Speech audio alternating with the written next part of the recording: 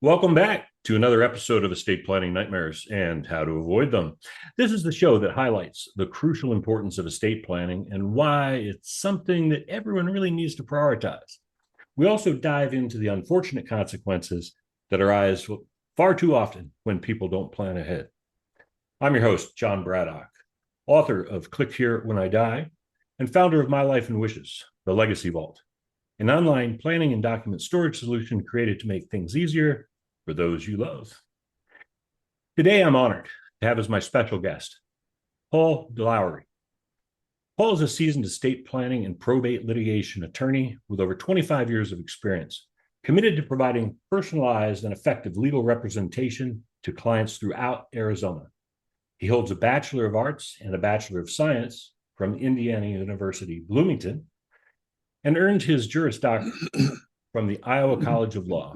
Licensed to practice in Arizona, Paul is also a member of the State Bar Association and Wealth Council, and is a certified family wealth advisor. Paul is also an author. He is the author of Lasting Wealth, a revolutionary method of family wealth transfer, and Probate Made Simple. That'd be a great concept. Because usually it's not. In Lasting Wealth, he shares a personal story of inheriting a very large sum of money, and then what happened? Welcome, Paul. Thanks for having me, John. Good to see you. And I love I love your book, by the way. I have a copy. Thank you very much. Yeah, it's people ask me often, is that like a Debbie Downer kind of book? And it's like, no, because anyone who knows me, I have this very irreverent sense of humor, and so it's that on something that people should actually talk about. Yeah. So Paul, we've got a couple of books. We can talk about those. I want to talk about Lasting Wealth, because you told me that you inherited a chunk of money, which I'll let you share the numbers. But would you mind sharing a bit about that and your journey, and then what really inspired you to write the book? Sure. So I've been an estate planning attorney since around 2001, and I started in Minnesota and then moved here to Arizona around 2003. Got admitted, and I was doing estate planning for very successful families, dentists, doctors, entrepreneurs, whatnot. And then I have my own personal backstory where, long story short, I go into more detail in the book, but basically I met my biological father for the first time at the age of 42. And he was in a nursing home at the time. He had just had a operation, and in his mind, he was going to get better. In actuality, he ended up dying 6 weeks later. I was at his side in the hospice. I mean, we only had just my first meeting with him to talk, and then after that, he really he couldn't communicate very well. Like he went downhill very fast, and he ended up actually having cancer that was pretty aggressive. And then around the time when he was in the hospice, I figured, well, he's not going to go home. So I went to the house, kind of searching around. I mean, I'm an estate planning attorney, so I know what to look for. He was a hoarder, and he was a Vietnam veteran, and Vietnam, I think, affected everyone who was in combat there. And so, if you can imagine, like, he had things like a gas mask by the garage door, and a shortwave radio antenna up in the attic, and different things like that seemed a little unusual or whatever.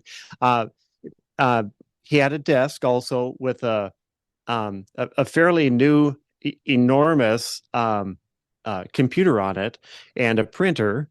And on top of the printer was his 2008 federal tax return, and it showed a $1 million passive income on the bottom of page 1. So I knew that Oh, he had something. Yeah, basically, so what he had done, he had invested his military retirement in penny stocks, and that's all he did. Like he was obsessed with it and was obviously successful. When he died, he had a $28 million estate. I was the only heir. Half of that went to the government because, of course, that helps. Um, and then exactly. I never did get a thank you note from President Obama after sending in the taxes. I a little bit ticked off about that, but Isn't that uh, something? You'd yeah, expect just, you would expect something. yeah. Yeah. Anyway, and I proceeded then over the coming years to um, lose most of the money. And now I'm an experienced estate planning attorney at the time. I've done probate litigation. I mean, I'm relatively intelligent, I think. But just the short version is I was just unprepared, and I think I think a lot of people uh, uh, just assume that if they came into money, they would know what to do with it. Everything's like and back years ago when you used to have like the National Enquirer and tabloids by the checkout lines, they don't do that anymore. But a typical thing on the front page would be this sports star or this actress or actor had a bunch of money and they're in bankruptcy, or they had a bunch of money and now they're an addict or whatever. And it was like Yeah. a shock value. And I think the idea was, for the common person to kind of walk by and think, oh, well, they were stupid. Those people are stupid. And what I found is there's well, how can I explain it? I was the same person. One day when I had $2,000 in my checking account, and then the next day I had uh it call it after taxes and everything, basically 14 million in an account. But I was the same person. I was the same person used to paying the same bills and used to having the $2,000 in my account. And also I kind of saw the money as a sick consolation prize, because what I really wanted was a relationship with my father. My mom had just died a couple years earlier than that. And so I didn't really, I didn't see a purpose for the money. I didn't see any meaning to it. It was just a bunch of money. And I kind of did the best I could to try to figure out, okay, how do I put some meaning on this? And what happens when you deal with a significant amount of money is there are plenty of people who will come out of the woodwork and suggest how you can put meaning on it. And a lot of times it involves different investments and whatnot. So I actually invested, or I thought I was investing the money. I was investing in oil wells in Texas around the time that the cost of oil was going down, but I didn't see that coming. I bought a historic art foundry in Naples, Italy, trying to save that. But there's a reason. There's a reason that people don't really buy museum quality bronze artwork or sculptures or that kind of thing anymore, because you can have it 3D printed nowadays.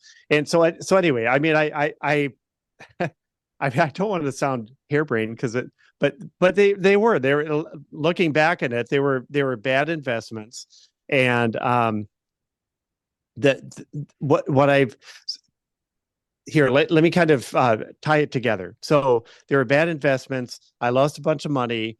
I felt like a fool. I was ashamed. Other people like looked at me like, what in the world was I doing?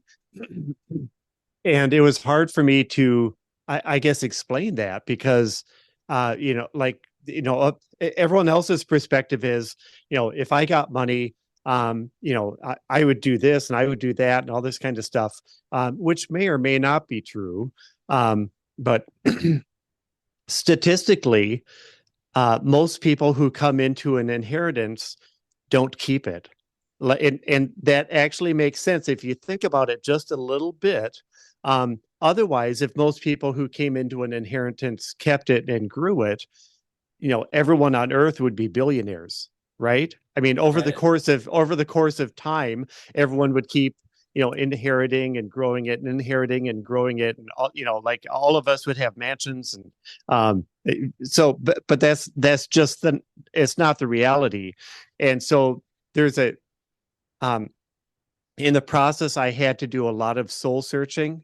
And I also did some research and whatnot. It was a little bit comforting to realize that I wasn't the only idiot that came into money and lost it. Like, that's actually the norm. Um, I was going to and say an inheritance is almost akin to winning the lottery, right? right, Because we hear all the time of these people who win the lottery, and you talk to people and they joke, "Yeah, when I win Powerball, man, I'm not going to work the next day." And so many of these yeah. people, unless you were fortunate enough to win the $500 million. Well, Um, even with that. So the funny thing about the funny thing about coming into a windfall like that, there's a couple of things. I mean, one is that, um, yeah, you're still the same person, and so someone who's accumulated money from hard work, I mean, they're a different person, and they've become a different person in the process. But if it's just a just add water kind of situation, and they're instantaneously wealthy, then they're a poor person who coincidentally has a bunch of money. And the other thing is, what's really interesting, um, like looking back on it, I met with a psychologist, you know, kind of after it was too late, but trying to sort through depression and all of this stuff. And he was kind of shocked about, how I did it, but he kind of understood that uh when it's so much money, I mean, it just seems limitless. right. But it's not. It's never limitless. And you're talking about $1 billion. That's also not limitless. Like, Right. you can quickly blow through that just like anything else. You just buy some more expensive things. But and the other thing with money is the human brain is very creative, and so the typical person will think it. Let's dumb not dumb it down. Let's bring it down to a different level that most people can imagine. Okay, so you inherit $100,000, or that you're going to inherit $100,000.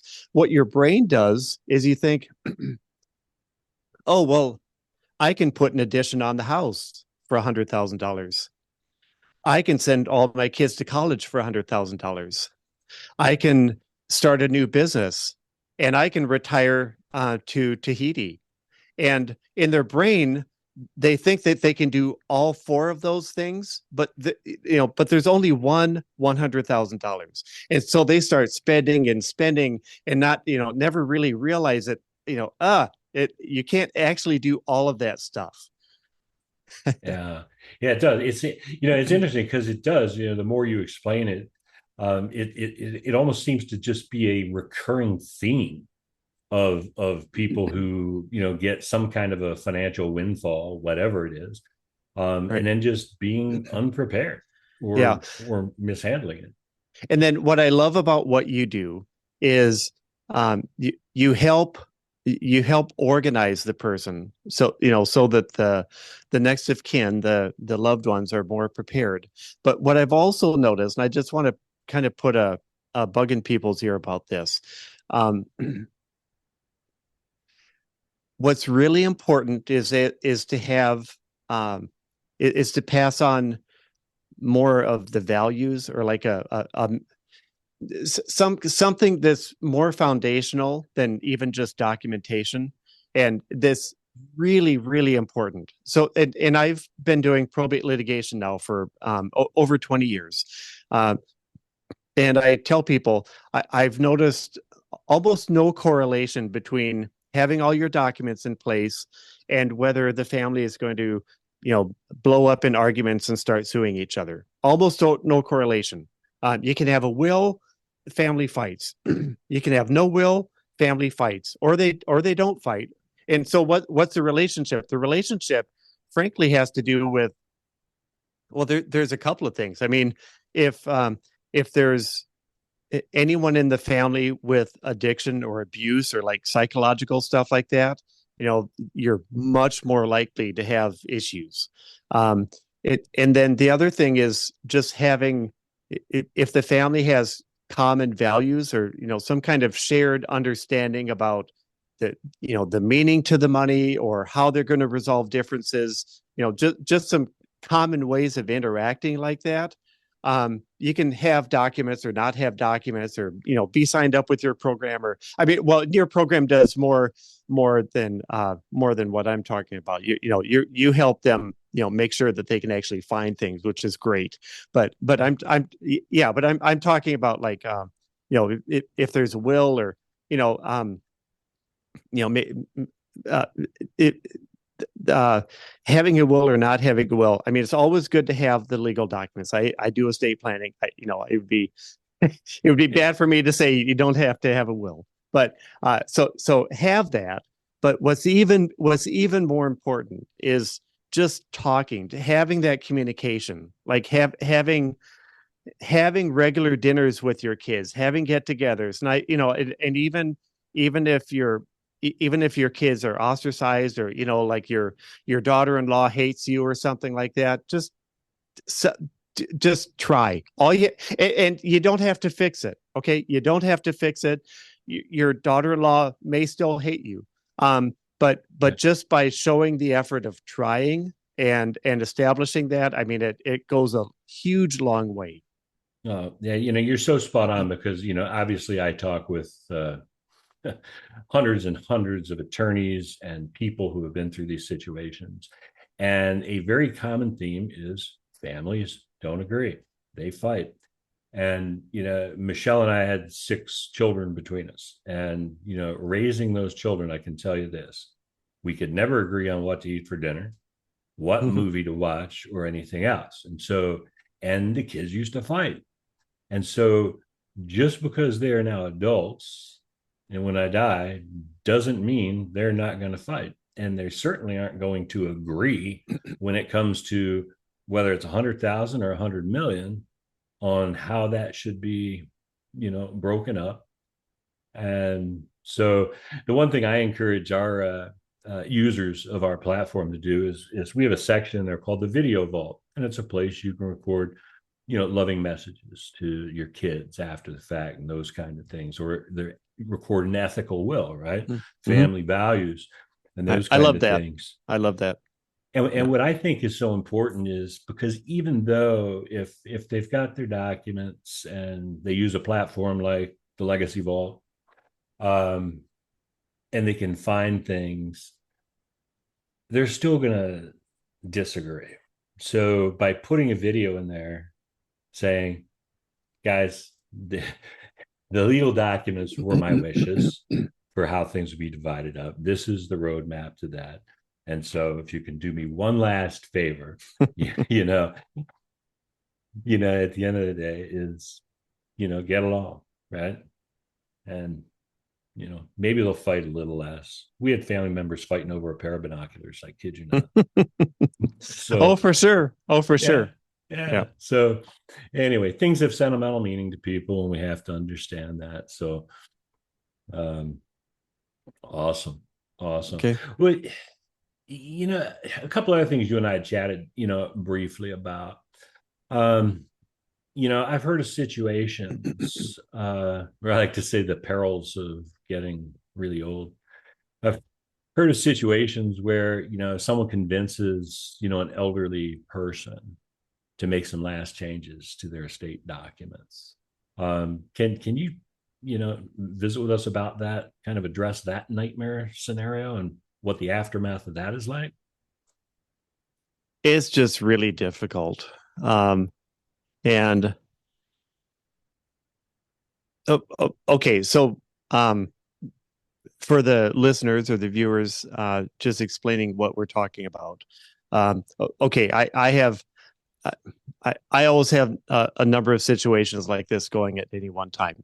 And I have a situation right now where there's a caretaker. I mean, this could be any of, 100 different cases, but caretaker uh, got involved, and the mom had some mental illness and was just, because of that, the um, relationship with her kids was kind of strained.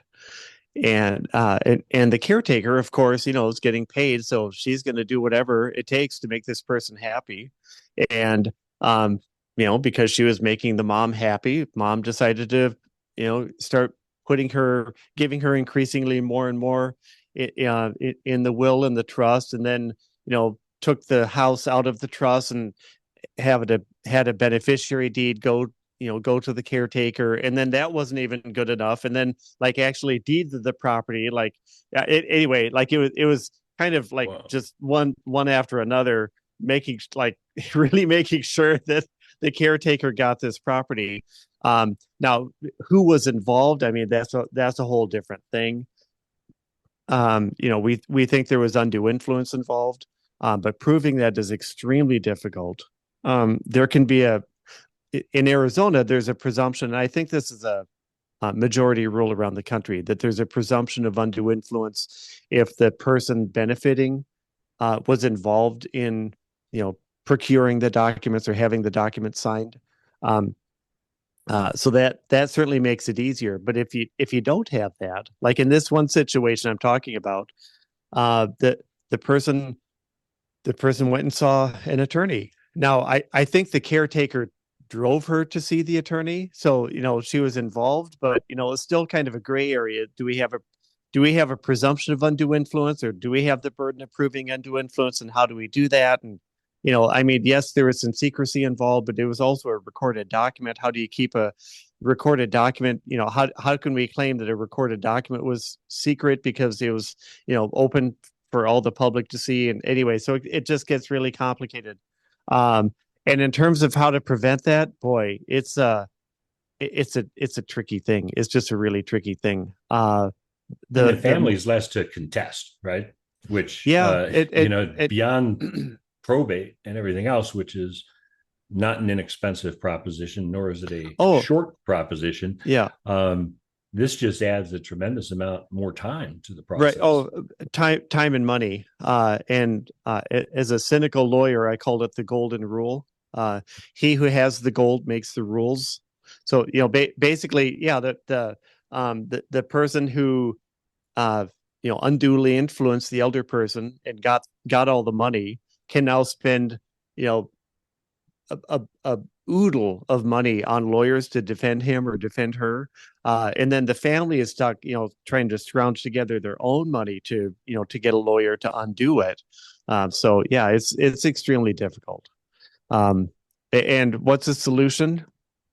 Um, Well, really, so one of the things, and this maybe goes along with what you're talking about, one of the things would be to show a history of what the person's intent was, like during the years, and I'm not just talking one document, like what would in any of these cases that I'm talking about, what would be extremely helpful, and usually we don't have it, is some history showing that they actually loved their children, even though maybe their relationship was strained or something like that. But something like that. Um, so then when there's this document out that comes kind of out of the blue a month before the person dies, that has everything going to some stranger. Then we can actually show that that was an unnatural disposition, that really the person um, actually wanted this one thing to happen, and then it's a lot easier to go to court. Yeah. Anyway, it's an extremely hard situation, and I think um, one of the things that would help more is taking more of a collaborative approach in planning. And that's kind of lacking. That's not the traditional way of doing this. Traditionally, um, mom and dad go to see an attorney, they do their documents, they get in a binder, and then they put the binder on a bookshelf.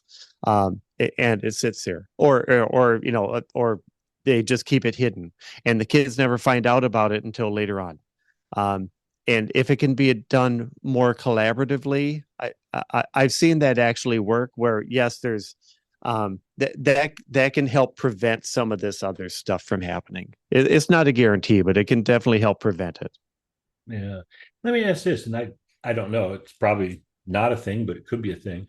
So if so, I have elderly parents, and they've got a trust.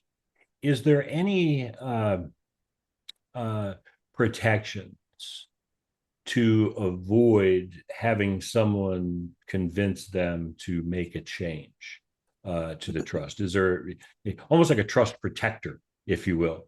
Another set of eyes or an oversight that would need to approve things. Uh, so I talk about this in my book, Lasting Wealth. There are ways to do it, but they tend to be more expensive or more labor intensive. For example, what very financially successful families have is um, a family council.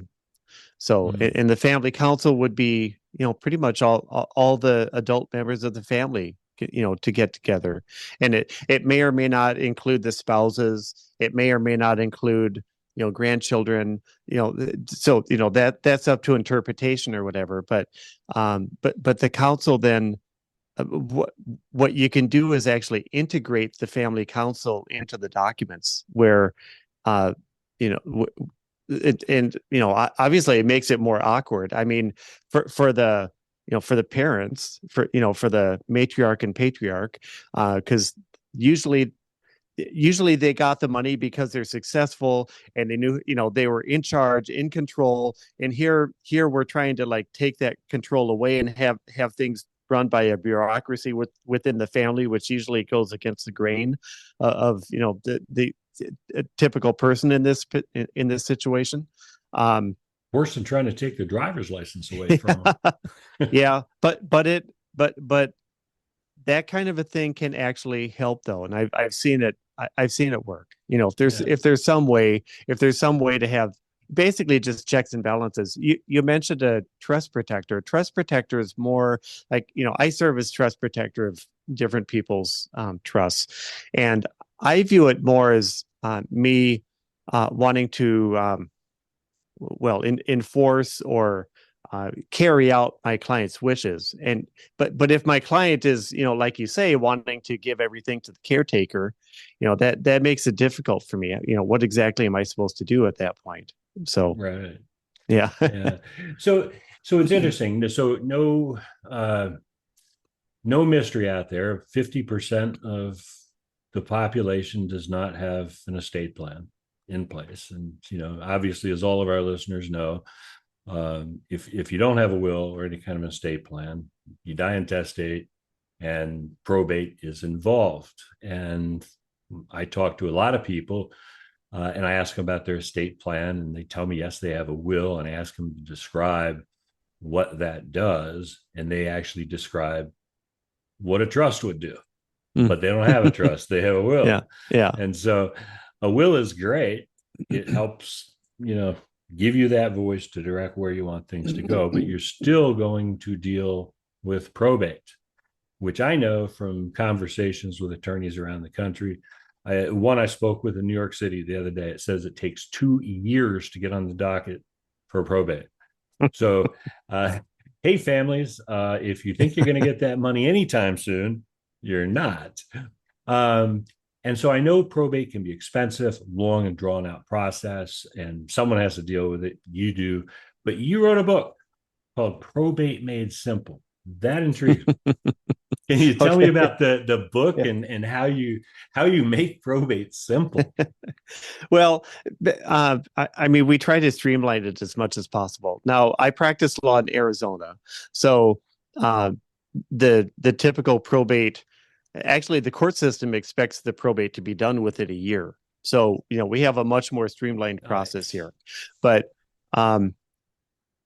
Yeah, basically what we've done, we've just tried to streamline the processes as much as possible, and make it stress free for people. So, um, and we're actually just rolling out something. I haven't announced this. You're going to be the first one I announced this to, there we go, planting the flag in the ground. But no, we're going to be offering a stress free probate guarantee.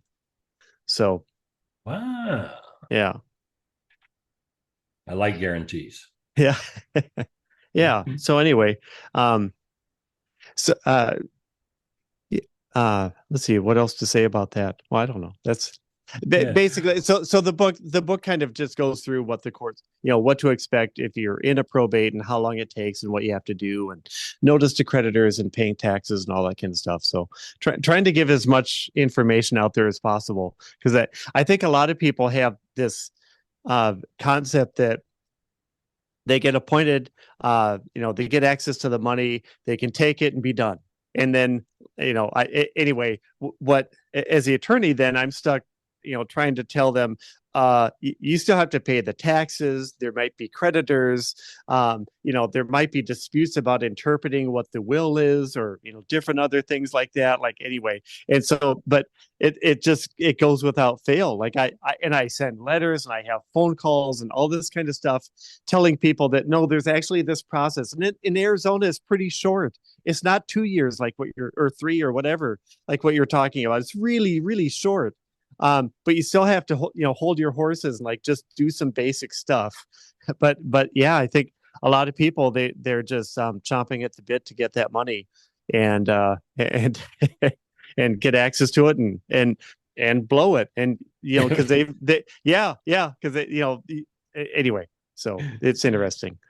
Yeah, it sure is. Now, so briefly before we wrap up, tell me a little bit about your practice. You're an estate planning attorney, but you also handle probate. And Yeah. obviously, those who have been to you for estate planning and gotten a good trust in place, in all likelihood, their family won't have to deal with probate as long as it stays up to date. But can you just talk a little bit about your practice, and maybe for our Arizona audience, they might be interested to know how they can get in touch with you. Oh, sure. Well, so you can get in touch with me. I have the name of my website is kind of funny, but here we go. So it's called Sudden Wealth Protection Law. So because I came into this sudden inheritance, so sudden wealth. There's something called sudden wealth syndrome. This thing that we've been talking about off and on during our conversation, where people tend to get money and then spend it really quickly. Not everyone does, but there's a portion of people that do. And so what I try to do with my planning work is to put some things in place so that the kids will be more responsible. So they're not going to get it in just one windfall, and they have there's different ways of going about it. That's for another conversation. But basically, where it makes it less likely that they're going to blow the money, more likely that it's going to actually help them. And here, I'll tell you an example. So this is, well, it's not an example of something I did. This is an example from my litigation practice. So a lady came to me maybe about 8 years ago, and her father had set up a trust for her, and she was, I want to say she was in her late 50s. She was in her late 50s. Okay. She had never worked a day in her life. She had basically lived off the money in this trust. And she came to me, she was furious because and I want to swear here because she was swearing, but I won't. I don't want you getting banned from YouTube. So she she was just so angry at the trustee. The trustee was a high charging lawyer, I think in Beverly Hills or something, and charged like $1,100 or $1,200 an hour or something like that. And so he was billing and billing and billing to serve as trustee, and he was also giving her monthly allowances. And now at the age of, I think it was like 58, she had about $120,000 left in the trust. And she wanted to sue him. She wanted me to sue him for what, malfeasance or something. I don't know. And I was like, I don't know. I mean, and this had happened over decades, and trying to sue him for things that had happened over decades, that's going to be really difficult.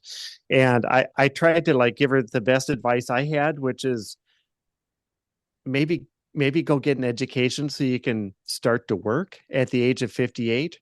Like that was the best thing I could think of. But what happened? Yeah, it's just so interesting. A lot of people, I think a lot of people just don't. I think a lot of people put more planning into what they're going to eat for dinner than even this. And this is set up in it. He had paid money for a trust and all this stuff, but he never thought about like step two. Yeah. Like what's going to happen after the money runs out, or like think it through just a little bit.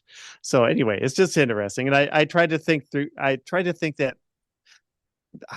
I'm stumbling over my words. I try to think through things a little bit more so that hopefully that doesn't happen to people. Yeah, exactly. Hmm. So many different things, but yeah. So, in closing, Paul, your perspective on, estate planning more than just the documents, it's really eye opening. It's about families and agreeing and not agreeing. Um, is there any advice you'd like to pass on to our listeners before we sign off? Um, Share your estate plan with your kids. Don't make it a surprise. That's my I like advice. that. That's great Yeah. advice. Well, thanks so much for sharing the insights. For our listeners, if you want to learn more about Paul and his work, I will in the show notes include his website, his contact information. If you're in the Arizona area, you can certainly reach out and work with him. If you're not in the area, but you like what he has to say, you can probably reach out to him because he knows attorneys all across the country. Yep. And I will also put links to Lasting Wealth and Probate Made Simple, because it doesn't matter what state you live in or where you are, both of those books are highly, highly informative. So thanks for being with us today, Paul. I really appreciate it. Thank you, John. I had a lot of fun. I did as well. And as always, thank you for tuning in to Estate Planning Nightmares and How to Avoid Them. I'm Jon Braddock, reminding you to plan today for peace of mind tomorrow.